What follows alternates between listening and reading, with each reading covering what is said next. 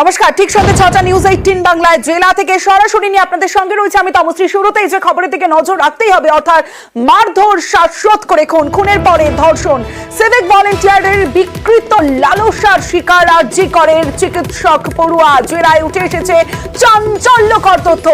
নেক্রোফিলিয়ায় আক্রান্তরা এভাবে মৃতদেহের সঙ্গে যৌন সম্পর্ক তৈরি করে, এর জন্য তারা খুন করতেও পিছপা হয় না। এরকম ঘৃণ্য অপরাধের পরেও তারা থাকে ভাবলেশহীন, বেপরোয়া, ঠিক যেমন সঞ্জয় রায়, যে বলেছে ফাঁসি দিলে ফাঁসি দিন।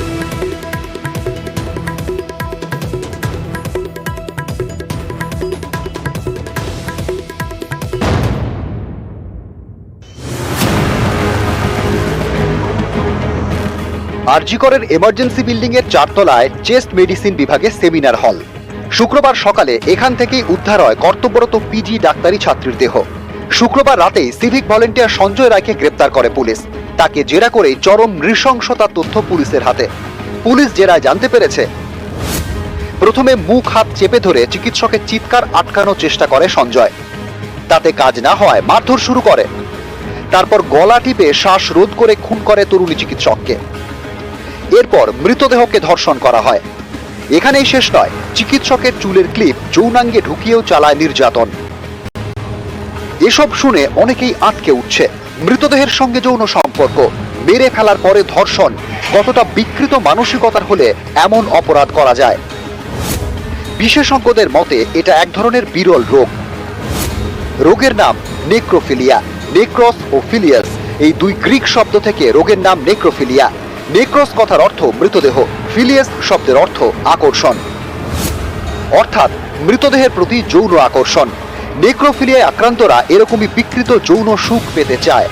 তারা চায় বাধা দেবে না এমন যৌন সঙ্গী, তাই তারা বেছে নেয় মৃতদেহের সঙ্গে সহবাস।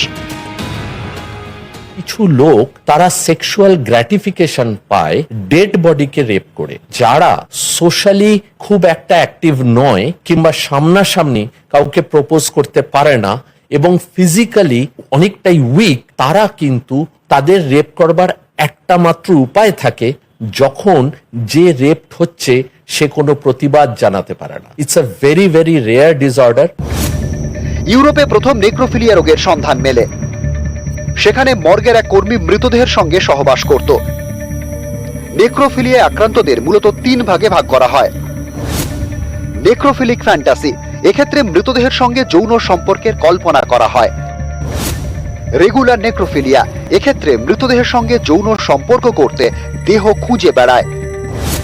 নেক্রোফিলিক হোমিসাইড, এক্ষেত্রে মৃতদেহের সঙ্গে যৌন সম্পর্ক করার জন্য খুন করা হয়।